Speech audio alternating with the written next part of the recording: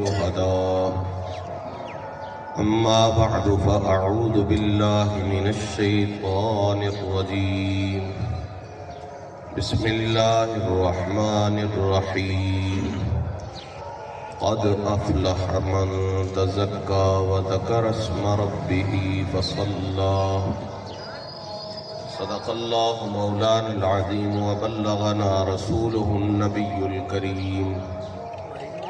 إن الله وملائكته يصلون على النبي يا أيها الذين آمنوا صلوا عليه وسلموا تسليما اللهم صل على محمد وعلى آل محمد وبارك وسلم الصلاة والسلام عليك يا سيدي يا رسول الله وعلى آلك وأصحابك يا سيدي يا حبيب الله الصلاة والسلام عليك يا قائد الغر المحجلين وعلى آلك وأصحابك يا شفيع المذنبين الصلاة والسلام عليك يا جد الحسنين وعلى آلك وأصحابك يا إمام القبلتين ويا وسيلتنا في الدارين حمد و صلاة کے بعد معزز حاضرین و سامعین، اللہ جل جلالہ کے فضل و کرم سے حضور نبی مکرم شفیع معظم صلی اللہ تعالی علیہ وآلہ وسلم کی نگاہ لطف و عنایت سے ایک مرتبہ پھر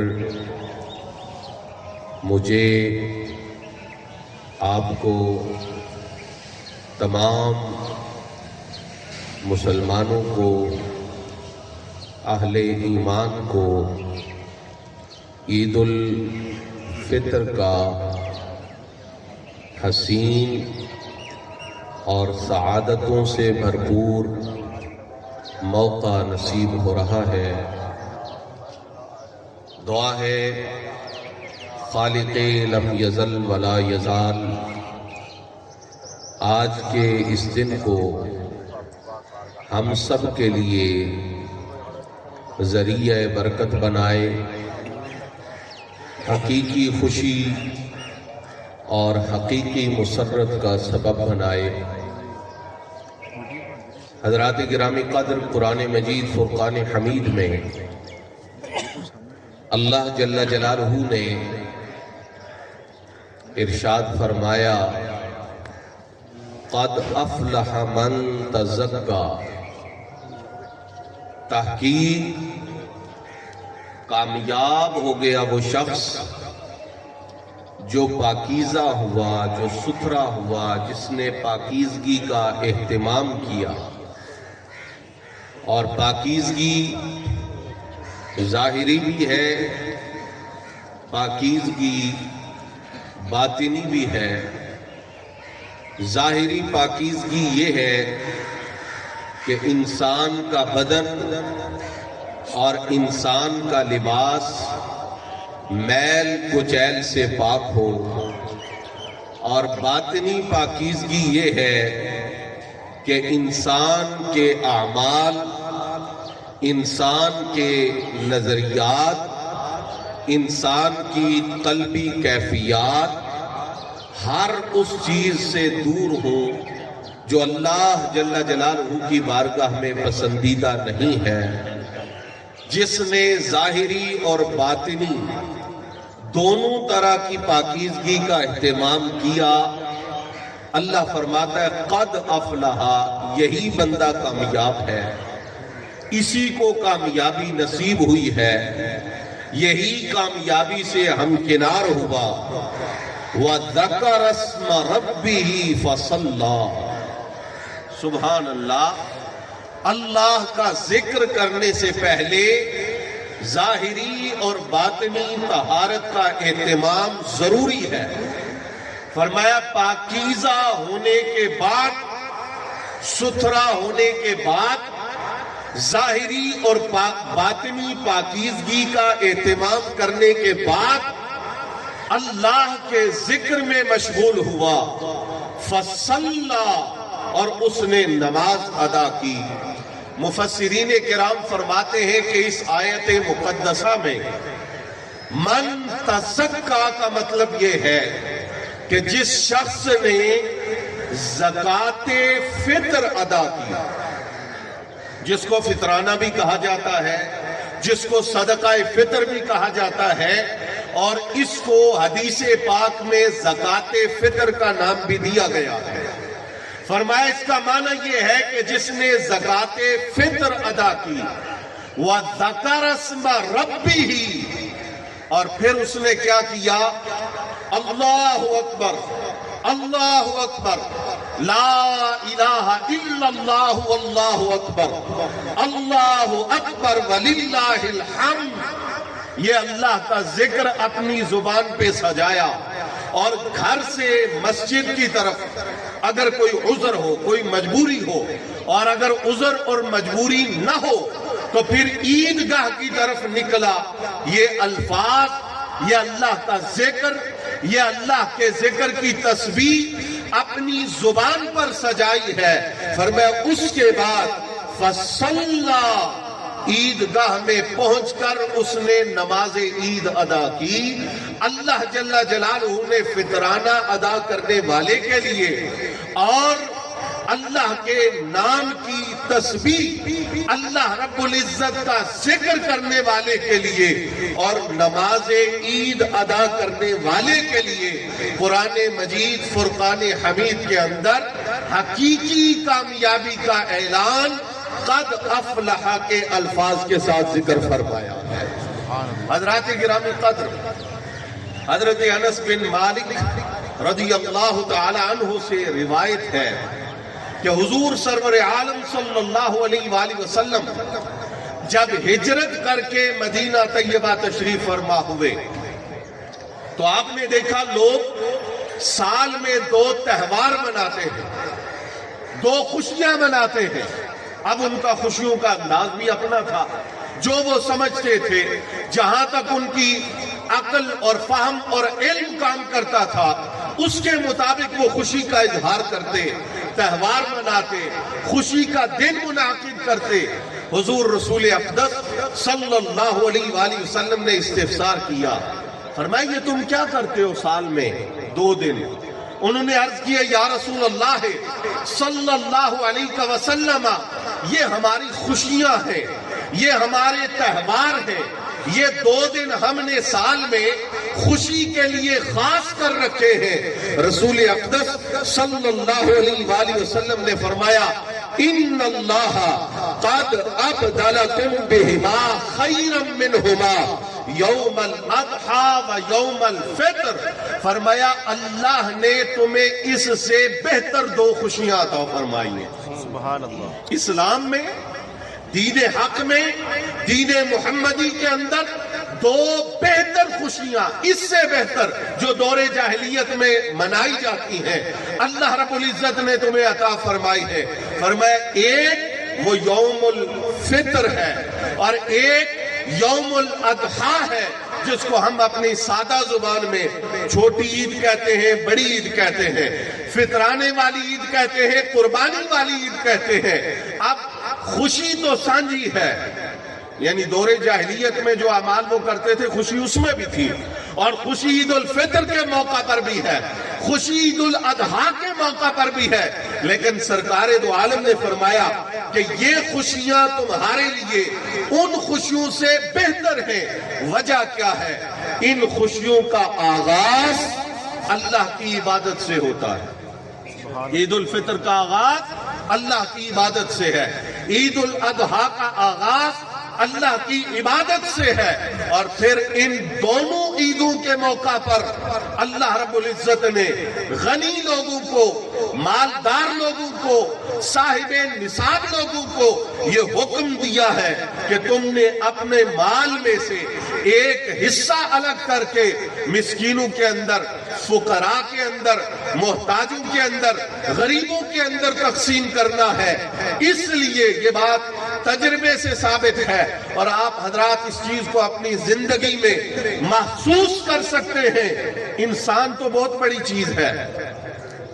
انسان تو اللہ کی اشرف المخلوقات مخلوق ہے، پھر مسلمان کی تو کیا ہی شان ہے، بندہ مومن کا تو کیا ہی مقام ہے۔ یہ بات آپ حضرات محسوس کر سکتے ہیں اور ہم سب اس بات کو جانتے ہیں کہ اگر سڑک کے کنارے ایک کتا پڑا ہوا ہو، وہ پیاس سے، بھوک سے بلک رہا ہو، ہانپ رہا ہو، اگر آپ کو موقع ملے آپ اسے پانی کا ایک گھونٹ پلا دیں، آپ اسے کھانے کے لیے ایک لقمہ دے دیں، جیسے ہی وہ کھا کر یا پی کر راحت محسوس کرتا ہے، آپ کے دل کو وہ مسرت نصیب ہوگی، وہ خوشی نصیب ہوگی جو شاید بہت سارے دیگر کاموں سے آپ کو میسر نہ آئے، اس لیے کہ اللہ نے اس عمل میں بھی بندہ مومن کے لیے نیکی رکھی ہے،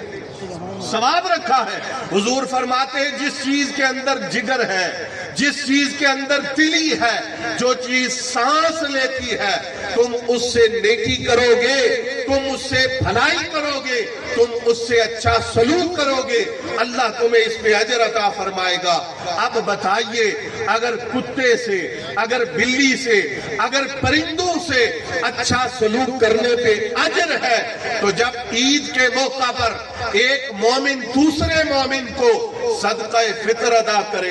جب عید الاضحیٰ کے موقع پر ایک مومن دوسرے مومن تک قربانی کا گوشت پہنچائے، اجر کیا ہے، ثواب کیا ہے، نیکی کیا ہے۔ دوستان محترم، حد میں رہ کر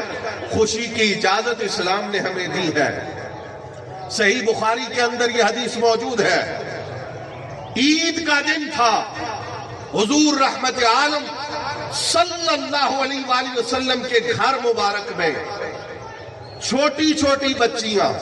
انصار کی چھوٹی چھوٹی بچیاں دف بجا کر گیت گا رہی تھی، گیت گا رہی تھی دف بجا کر۔ حضرت سیدنا ابو بکر صدیق رضی اللہ تعالی عنہ حضور کے در دولت پہ حاضر ہوتے ہیں، جب دیکھا کہ بچیاں دف بجا رہی ہیں، گیت گا رہی ہے، تو آپ نے کہا کہ حضور کے گھر میں یہ عمل کیسا ہے، سرکار کے گھر میں دف کیوں بجائی جا رہی ہے، حضور کے گھر میں یہ بچیاں گیت کیوں گا رہی ہے۔ رحمت عالم صلی اللہ علیہ وآلہ وسلم نے ارشاد فرمایا، یا ابا بکر انا لکل قوم عیدا وہذا عیدنا، اے ابو بکر ہر قوم کی عید ہوتی ہے اور آج کا دن ہماری عید کا دن ہے، لہذا یہ جو عمل کر رہی ہے، یہ جو خوشی کا اظہار کر رہی ہے، انہیں کرنے دیا جائے، انہیں منع نہ کیا جائے، انہیں روکا نہ جائے، اس لیے کہ مسرت کا، فرحت کا، خوشی کا، ابتہاج کا اظہار کرنے کی اجازت حد شرع میں رہ کر اسلام نے دی ہے۔ دوستان محترم، خوشی کا ایک انداز یہ بھی ہے کہ آپ اپنے ایمان والے بھائیوں سے عید کے موقع پر گلے ملیں۔ یہ عجیب بات ہے، چھوٹی عید پہ زیادہ لوگ گلے ملتے ہیں، بڑی عید کے اوپر جانوروں کو قربان کیا جاتا ہے، سب سے پہلے گلے ملنے کا عمل بھی حضرت سیدنا ابراہیم خلیل اللہ علیہ السلام نے کیا، اور سب سے پہلے قربانی کی سنت کو بھی حضرت سیدنا ابراہیم علیہ السلام کی نسبت سے جاری کیا گیا۔ اب اس میں اجر کیا ہے، ثواب کیا ہے؟ رسول اقدس صلی اللہ علیہ وآلہ وسلم نے ارشاد فرمایا، ما من مسلمین یلتقیان فیتصافحان الا غفر لہما قبل ان یفترقا، سرکار دو عالم نے فرمایا جب بھی دو مسلمان آپس میں ملاقات کریں ایک دوسرے سے مصافحہ کریں اور اگر ہو سکے تو معانقہ کریں۔ پیارے آقا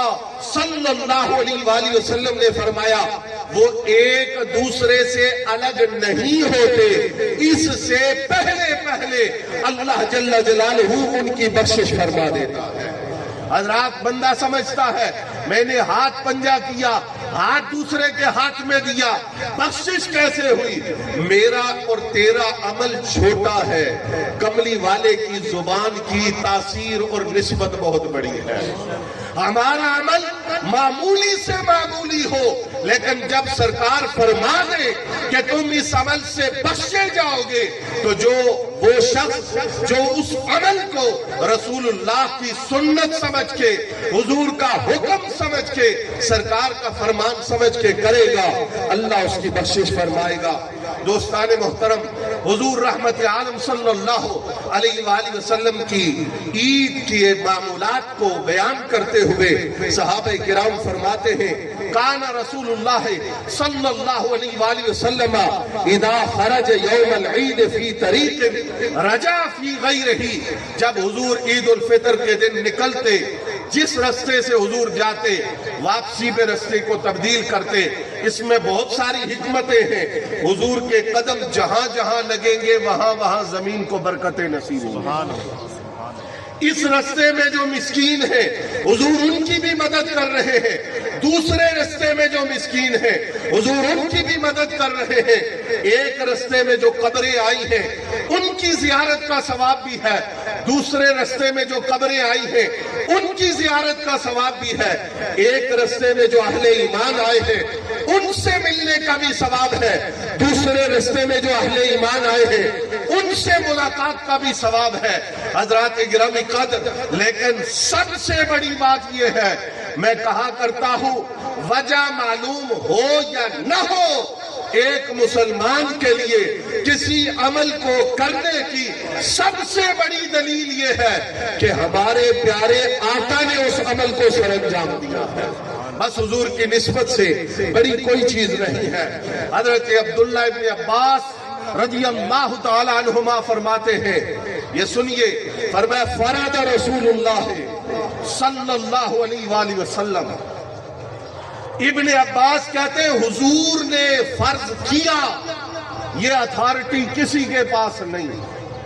پوری کائنات کے انسان مل کر نہ کوئی فرض بڑھا سکتے ہیں نہ کوئی فرض گھٹا سکتے ہیں، لیکن اللہ کے محبوب کو اللہ نے یہ اختیار اور اتھارٹی دی ہے۔ میرے آقا صلی اللہ علیہ وآلہ وسلم کے صحابی ترجمان القرآن حضرت عبداللہ ابن عباس فرماتے ہیں فرض رسول اللہ صلی اللہ علیہ وآلہ وسلم، حضور نے فرض کیا زکوٰۃ الفطر، صدقہ فطر کو، زکوٰۃ فطر کو، یا آپ اس کو فطرانہ کہیں، اور اس کی مقدار کیا ہے؟ 1 سا کھجور یا 1 سا شعیر، جس کو جو کہا جاتا ہے، اس کے علاوہ کشمش ہے، اور اگر کوئی آدمی بہت کمزور ہے تو پھر اس کے لیے گندم کا نصف سا گندم کا آپشن ہے، لیکن میں یہ عرض کروں گا جو سے نیچے نہ آئے تاکہ نبی پاک صلی اللہ علیہ وآلہ وسلم کے معمول کے قریب تر ہو جائیں، اور اگر اللہ توفیق دے تو کھجور کے حساب سے صدقہ فطر ادا کرے۔ میرے آقا نے فرمایا اس کا فائدہ کیا ہے؟ طہرۃ للصائم، فرمایا یہ روزے دار کی روزوں کو پاکیزہ کرنے کا سبب بنتا ہے۔ کس سے؟ من اللغو والرفث سے، اگر اس نے روزے کی حالت میں کوئی غیبت کر لی، روزے کی حالت میں کوئی غلط بات کر لی، روزے کی حالت میں کوئی صغیرہ چھوٹا گناہ ہو گیا، فرمایا فطرانے کی وجہ سے اللہ جل جلالہ اس گناہ کو معاف فرماتا ہے، اور فرمایا وَطُعْمَةً لِّلْمَسَاكِينَ، اور اس کا دوسرا فائدہ یہ ہے کہ مسکینوں کے منہ تک تمہاری طرف سے لقمہ پہنچ جائے گا۔ کھجور کے حساب سے 2100 روپیہ فی کس بنتا ہے، اور کشمش کے حساب سے 3200 روپیہ فی کس بنتا ہے، اور جو کے حساب سے 700 روپیہ فی کس فطرانہ کی رقم ہے، اور فطرانہ نماز عید پڑھنے سے پہلے ادا کرنا چاہیے، اور اگر کسی نے 300 کے حساب سے ادا کر دیا ہے، وہ باقی رقم ادا کرنا چاہے تو وہ کر سکتا ہے۔ میرے آقا نے فرمایا، حضرت عبداللہ ابن عباس فرماتے ہیں، من اداہا قبل الصلاۃ فہی زکات مقبولہ، جس نے فطرانہ نماز پڑھنے سے پہلے دیا تو یہ مقبول ترین صدقہ، مقبول ترین نیکی ہے۔ فرمایا ومن اداہا بعد الصلاۃ فہی صدقۃ من الصدقات، فرمایا جس نے عید الفطر ادا کرنے کے بعد صدقہ فطر دیا تو یہ عام صدقات میں سے ایک صدقہ ہے۔ فطرانہ تو پہلے بھی ادا ہو جائے گا، بعد میں بھی ادا ہو جائے گا، لیکن بعد میں فطرانہ ادا کرنے کا ثواب وہ نہیں ہے جو پہلے فطرانہ ادا کرنے کا ہے۔ حضرات، نبی پاک کا یہ فرمان سنیں اور اس پر عمل کریں، اس پر عمل کریں، اس پر عمل کریں۔ میرے آقا نے فرمایا تصدقوا، لوگوں صدقہ کرو، آفات سے بچنا ہے صدقہ کرو، بیماریوں سے بچنا ہے صدقہ کرو، فسادات سے بچنا ہے صدقہ کرو، اپنے ہر مسئلہ کا حل صدقہ کے ذریعے کرو۔ میرے آقا نے فرمایا وَدَاوُوا مَرْضَاكُمْ بِالصَّدَقَةِ، سرکار نے فرمایا اپنی بیماریوں کا علاج بھی صدقہ سے کرو۔ اگر 2000 ڈاکٹر کی فیس ہے، آپ 1000 اللہ کی راہ میں صدقہ کریں اور یہی سمجھ لیں کہ 3000 فیس دی ہے۔ میں آپ کو گارنٹی دیتا ہوں کہ اگر دوائی جو آپ نے طبیب سے لی ہے اس میں شفا اللہ نے رکھی ہوگی تو ضرور ملے گی، اور ہو سکتا ہے کہ استعمال کے شفا نہ ہو، لیکن آقا کے فن کے مطابق جو صدقہ اللہ کی رضا کے لیے آپ دیتے ہیں، اللہ اس کی برکت سے ضرور بیماریوں سے شفا عطا فرماتا ہے۔ حضور نے فرمایا فَإِنَّ الصَّدَقَةَ تَدْفَعُ عَنِ الْأَعْرَاضِ وَالْأَمْرَاضِ، فرمایا صدقہ مصیبتوں کا بھی علاج ہے، صدقہ بیماریوں کا بھی علاج ہے۔ وَهِيَ زِيَادَةٌ فِي أَعْمَالِكُمْ وَحَسَنَاتِكُمْ، سرکار دو عالم نے فرمایا صدقہ کی برکت سے تمہارے اعمال جو نیک ہیں ان میں بھی اضافہ ہوگا، اور تمہاری جو نیکیاں ہیں، حسنات ہیں، نیکی والے اعمال ہیں، ان میں بھی برکت ہوگی۔ حضرات گرامی قدر، آخر پر یہ گزارش کروں گا، مجھے اور آپ کو اپنا فرض سمجھ کے، اپنی ڈیوٹی سمجھ کے، پوری دنیا کے مسلمانوں کو جو مظلوم ہیں، جو بارے ظلم میں پس رہے ہیں، اپنی دعاؤں میں یاد رکھنا ہوگا، اپنی محبتوں کا خراج ان کو پیش کرنا ہوگا۔ بالخصوص آج کے اس عید کے یوم پر اپنی خوشیوں میں، اپنی دعاؤں میں فلسطین کے مسلمانوں کو ضرور یاد کریں۔ ہم نئے کپڑے پہن رہے ہیں، ہم نئے لباس پہن رہے ہیں، ہم اچھے اچھے کھانے کھا رہے ہیں، ہم اپنے گھروں کے اندر ہیں، لیکن وہ ہمارے مسلمان بھائی ہیں، وہ یوں سمجھے ہمارے بدن کا ٹکڑا ہے، ہمارے بدن کا حصہ ہے۔ ان کے پاس سر چھپانے کے لیے چھت نہیں ہے، کھانے کے لیے لقمہ نہیں ہے، پہننے کے لیے لباس نہیں ہے، دودھ پیتے بچوں کو ماں کا دودھ میسر نہیں ہے، بزرگوں کو بڑھاپے کے اندر، کمزوری کے اندر سہارا میسر نہیں ہے، اور اس سے بڑھ کر یہ ہے کہ یہود، طاغوت، ہنود اور مسلمانوں کے دشمن ان کو پوری طرح سے پیس رہے ہیں، ظلم کی چکی چل رہی ہے۔ میرے بھائیوں، یہ وقت ہم پہ بھی آ سکتا ہے اگر ہم نے ظلم کے خلاف آواز بلند نہ کی، اپنی دعاؤں میں، اپنی التجاؤں میں انہیں یاد نہ رکھا تو ظلم بڑھتا ہے۔ اس کے سامنے بند نہ باندھا جائے تو اس کا کوئی ٹھکانہ نہیں ہوتا، اس کی کوئی حد نہیں ہوتی، اس کی کوئی انتہا نہیں ہوتی۔ اس لیے ہمیں اپنی دعاؤں میں دونوں کام کرنے ہیں، اپنے مسلمان بھائیوں کی مدد کی، ان پر اللہ کی طرف سے باران رحمت کی، ان پر اللہ کی مہربانی اور لطف و عنایت کی دعا بھی کرنی ہے۔ یہودیوں، نصرانیوں، اسلام کے دشمنوں کی تباہی، ہلاکت اور بربادی کو بھی اپنی دعاؤں کا حصہ بنائے، اس لیے کہ جہاں اہل ایمان کی محبت ہم پہ واجب ہے، وہاں اہل کفر سے نفرت اور بغض بھی ہم پہ واجب ہے، اس لیے کہ مسلمان کی محبتیں بھی اللہ کے لیے ہے اور مسلمان کا بغض بھی اللہ کے لیے ہے۔ حضرات گرامی قدر، نماز عید کا طریقہ سماعت فرمائیے، 1 منٹ باقی ہے، اس میں طریقہ سماعت فرما لیجئے اور اگلی صفوں میں اگلے مقامات پر جگہ کو مکمل کریں تاکہ تمام حضرات اس جگہ کے اندر بآسانی نماز عید پڑھ سکے۔ 2 رکعت نماز عید الفطر واجب، 7-6 تکبیرات زائدہ کے، منہ طرف خانہ کعبہ شریف کے، پیچھے امام کے، اللہ اکبر کہیں گے اور اس کے بعد ثنا پڑھیں گے۔ ثنا کے بعد پہلی تکبیر ہاتھ اٹھائیں گے، چھوڑ دیں گے، دوسری تکبیر ہاتھ اٹھائیں گے، چھوڑ دیں گے، تیسری تکبیر ہاتھ اٹھانے ہیں، چھوڑنے نہیں، باندھنے ہیں۔ اس کے بعد معمول کے مطابق پہلی رکعت ہوگی، جب دوسری رکعت ہوگی قرات مکمل ہو جائے گی، اس کے بعد تکبیر کہی جائے گی، رکوع میں نہیں جانا، ہاتھ اٹھانے ہیں، چھوڑ دینے ہیں، دوسری تکبیر ہاتھ اٹھانے ہیں، چھوڑ دینے ہیں، تیسری تکبیر ہاتھ اٹھانے ہیں، چھوڑ دینے ہیں، چوتھی تکبیر ہاتھ نہیں اٹھانے اور رکوع میں چلے جانا ہے۔ نماز ہوگی، اس کے بعد خطبہ سننا واجب ہے، اس کے بعد اپنے پیارے آقا مولا صلی اللہ علیہ وآلہ وسلم کی بارگاہ میں ہم سب مل کر درود و سلام کا ہدیہ پیش کریں گے، اس لیے کہ ساری عیدیں، ساری خوشیاں سیدہ آمنہ پاک کے لال کی برکت اور نسبت سے اللہ نے ہم سب کو عطا فرمائی ہے۔ اس کے بعد سب حضرات دعا میں شریک ہوں، آج کے دن اپنے دلوں سے میل صاف کریں، ٹوٹے ہوئے تعلقات کو جوڑیے، اپنی ذاتی وجوہات کی بنا پر ناراضگیاں ختم کیجئے، ایک دوسرے سے شیر و شکر رہے،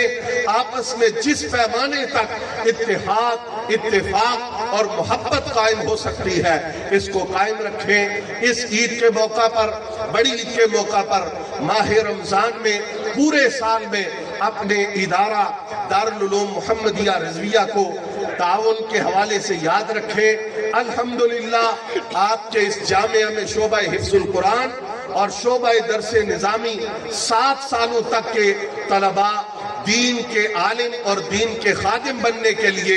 کوشاں ہیں۔ آپ حضرات کا تعاون الحمدللہ پہلے دن سے ہمارے ساتھ ہر طرح کا رہا ہے، اخلاقی، مالی، جانی، اپنے اس تعاون کو برقرار رکھیں، اپنے بچوں کو، اپنے عزیزوں کو، اپنے اہل محبت کو عید کی مبارکباد بھی کہیں، سنت مصطفیٰ سمجھ کر ان کو سلام بھی کہیں، ان سے مصافحہ بھی کریں، ایسے اعمال سے بچیں جو اللہ اور اس کے رسول کی ناراضگی کا سبب بنتے ہیں۔ سب حضرات کھڑے ہوں، صفیں درست کریں، نیت فرمائیں، صفیں پہلے مکمل کریں، پہلی صفوں کو پہلے مکمل